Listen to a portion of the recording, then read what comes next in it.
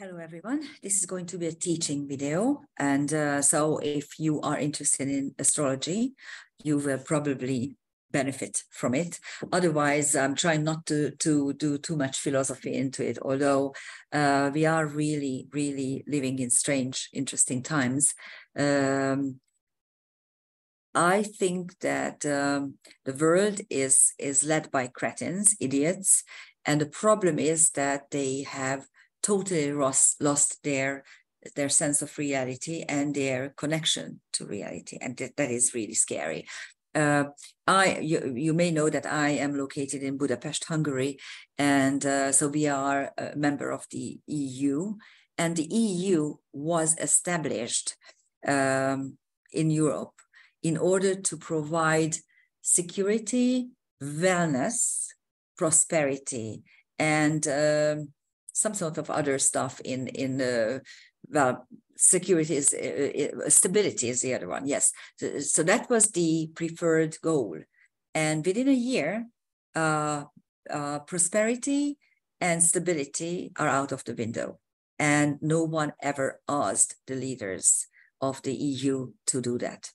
They are doing this on their own accord, and I think it's criminally wrong.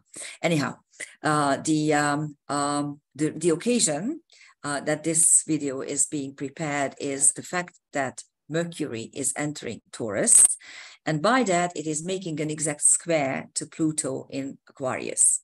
Now, this is not an unheard of or by all means rare aspect, because Mercury, of course, is the second fastest planet. It can actually move as fast as 2 degrees. The average is, of course, 1 degree. And whenever it moves with 2 degrees per day, it means that in 3 days, it's going to be out of orb if we look at the aspects, certain aspects. In karmic astrology, the aspects have orbs. For instance, in medieval astrology, it is the planets that require orbs, and this is how it is set. In karmic astrology, we give aspects their orbs, and this is what it defines. And we may enlarge the orbs by maybe half a degree in the case of the luminaries. Now, planetary pictures, configurations have a much tighter orb. They only have like 2 degrees for the regular planets. 2.5 degrees we allow if it's the luminaries and if it's applying and not separating, but we only allow 1.5 degrees for the non-radiating chart points like the MC or the ascendant or the nodal axis. And that is why sometimes when you see a horoscope picture, you think you can see some sort of configuration, but you need to actually check whether it is really a configuration or just the aspects that are there. But whenever it's not closing, it's kind of like a badly used lid for, let's say, some sort of soup with lots of onions and garlic, and then you put it in the fridge, and then the chocolate cake that you put next to it is going to get a funny smell. So that's the reason why. Let's take a look at the London chart for the space-time moment when Mercury is moving into Taurus. And it's going to happen at 1722 London. Why did I put this here? I'm really apologizing because I had square. I had very little time to put this together, and as you know, I do this both in Hungarian and in English, and sometimes I don't read what I say. Anyhow, this is the space-time moment, and we do have some highlights within the chart. One highlight is, of course, this huge stellium in Aries, and the sun will be conjunct everything in the next 2 weeks, really. So it's going to highlight everything and giving everything energy, and also it will also illuminate these conjunctions. And so we are not going to deal with it because we actually have already in the past 2-3 weeks, these were the conjunctions that I was talking about. What is interesting is that the Liliths are quite prominent. The asteroid Lilith, which is the revolt against injustice, is very close to the moon. The moon has just crossed it over during the daytime. And the dark moon Lilith, which is the acceptance of the curse, will be conjunct Pallas Athena soon. Pallas Athena, of course, is the goddess of wisdom.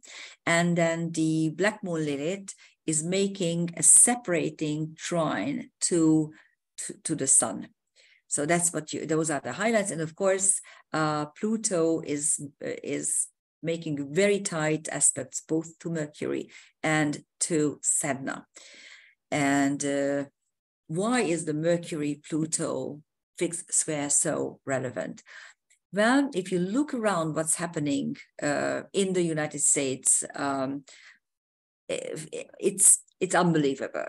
I think the rule of law, which the Americans are so keen to push on everybody else, is out of the window. Everything is out of the window now. So anything that this government does to its people, to its opponents, to its political and other opponents is really ridiculous, I think.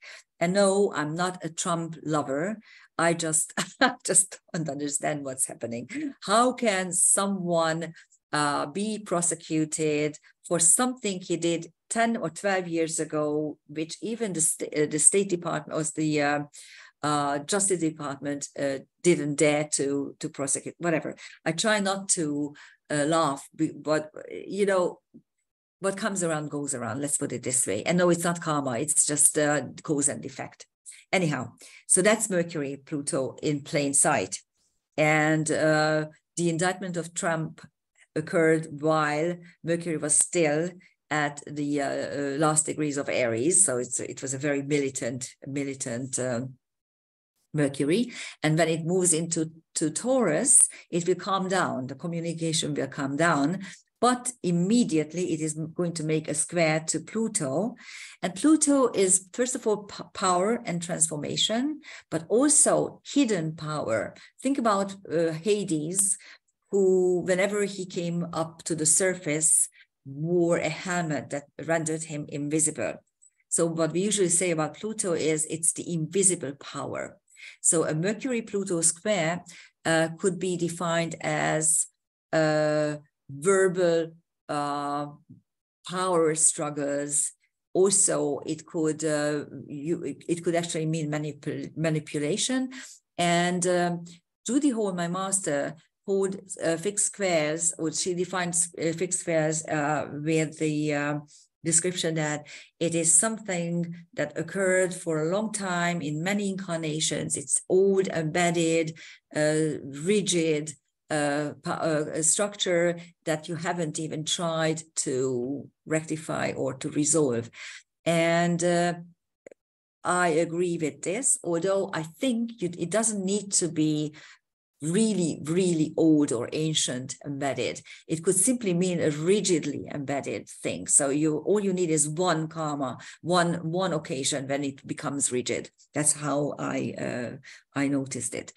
Let's take a look at this mini engine. Actually, my older granddaughter called this a rose thorn. She's 7 years old.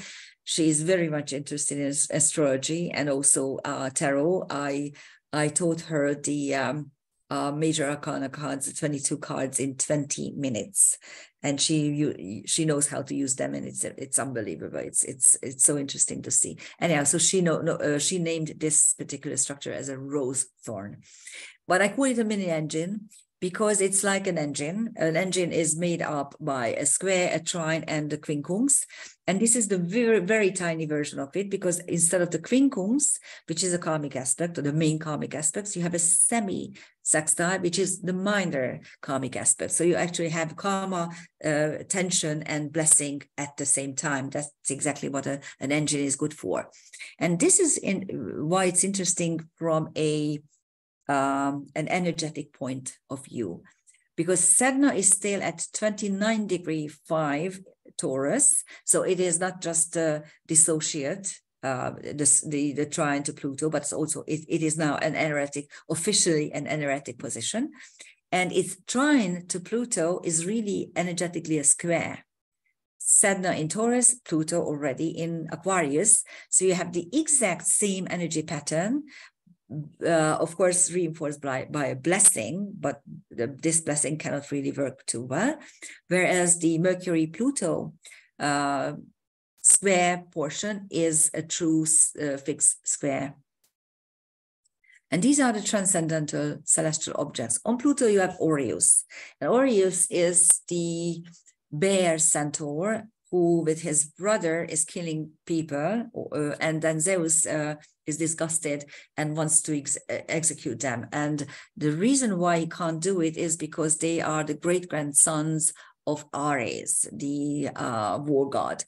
So they get a mitigated punishment, and Aries is linked to mitigated punishments. And this is exactly what you see throughout the world. People who are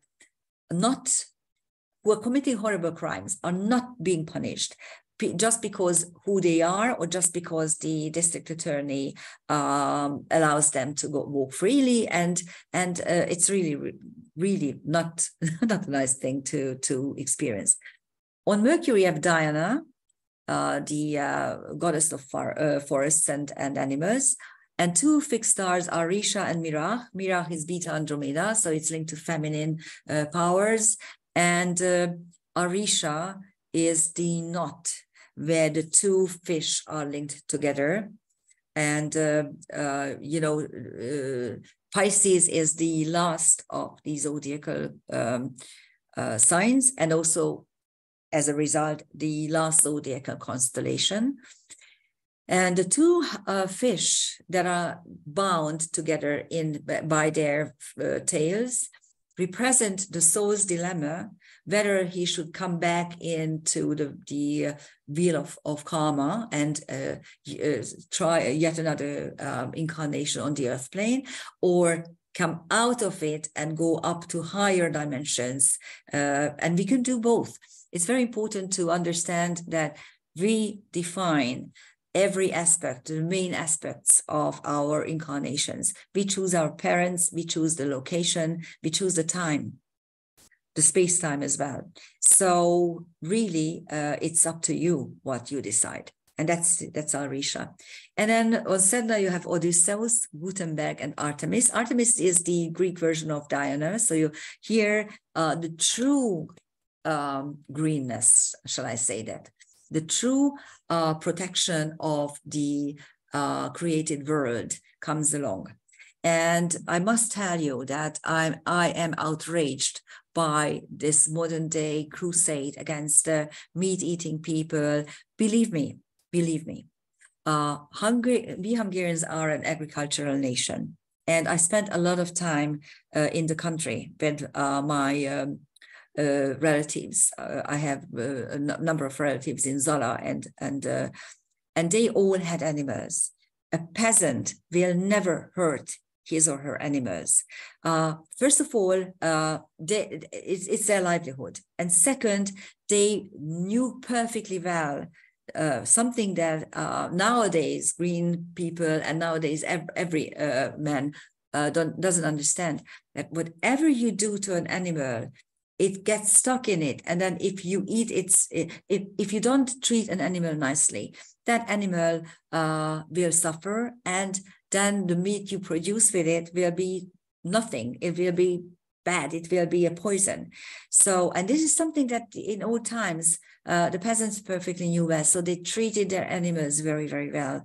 And those idiotic cretin rules and regulations that the EU is trying to push on us is simply to make it so freaking expensive that you won't be able to afford it. And that's what they want to do.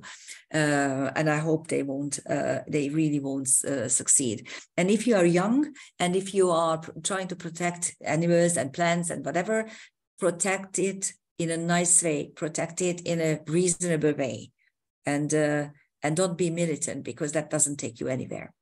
Okay, so that's what it is. And then Odysseus and Gutenberg are interesting because Odysseus, of course, is the traveler, the wanderer, someone who is getting into all kinds of adventures, so being adventurous. And Gutenberg is the father of print. Interesting enough, about 400 years earlier, you had printing machines or the techniques to not actually print. It's not the same technique, but quite similar. How to put letters next to each other in China, for instance. So it's not something new. It's something reinvented. But ever since this invention, they are able to manipulate us, and that's what's important. In ancient times, you wanted to see it for yourself. You wanted to experience it for yourself. You did not just go and accept someone's word or written word or spoken word for it. Okay. And there's also a crown.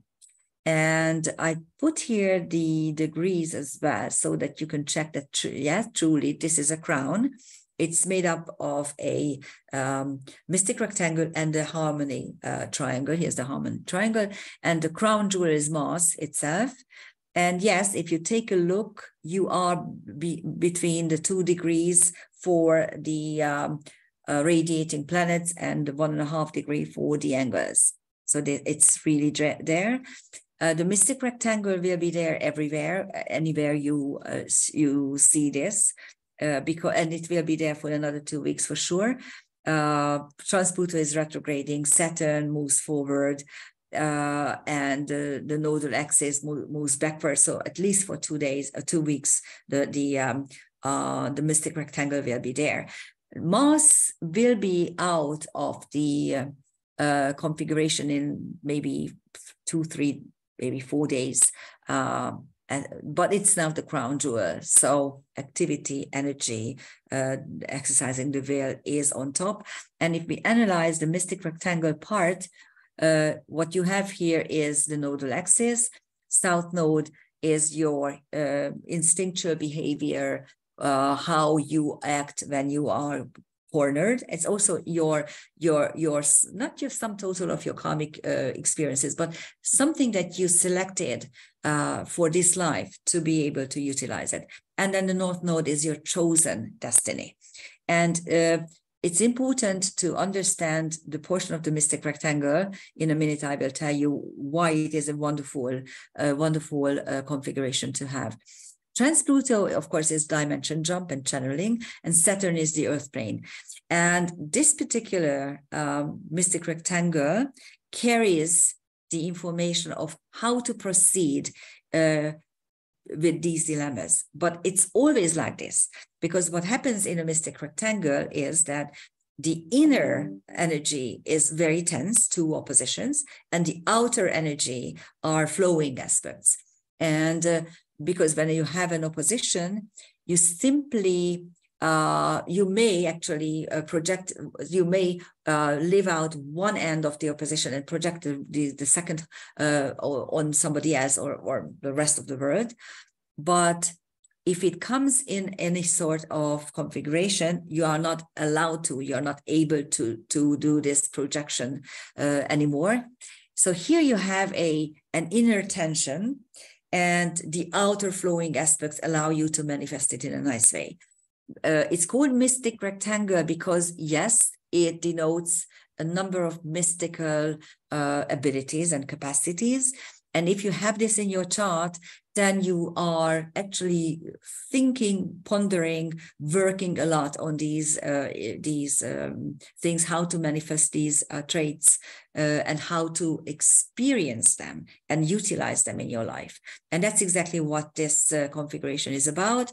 And as it is crowned by Mars, it gives you the will to actually work with these energies.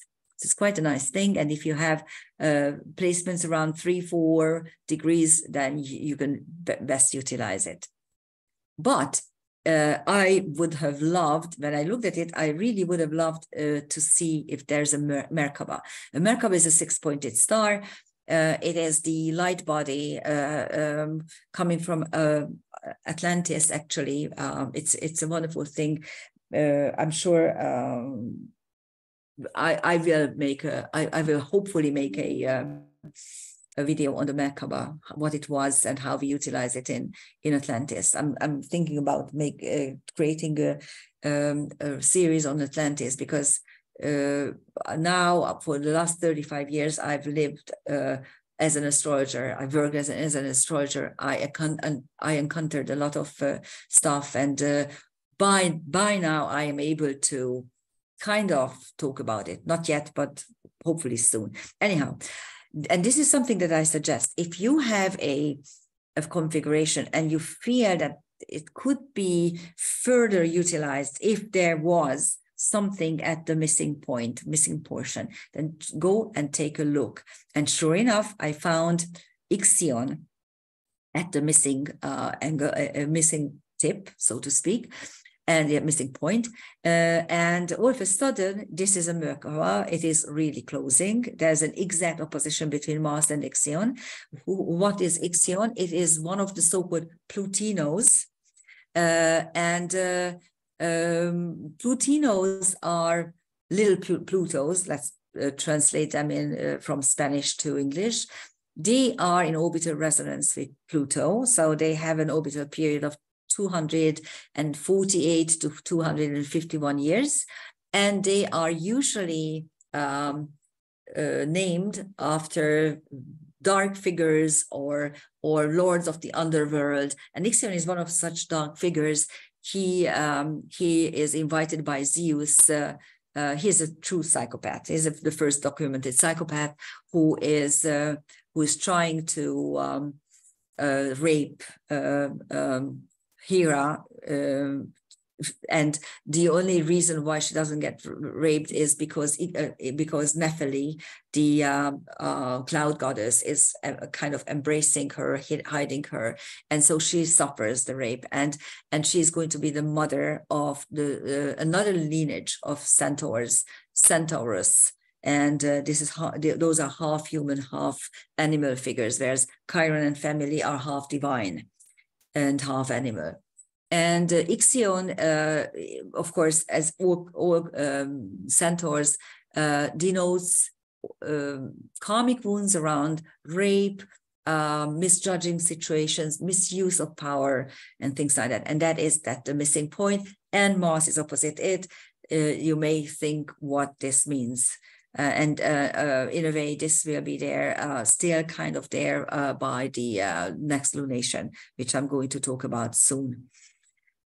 Thank you for listening, and utilize these energies wisely. Bye-bye.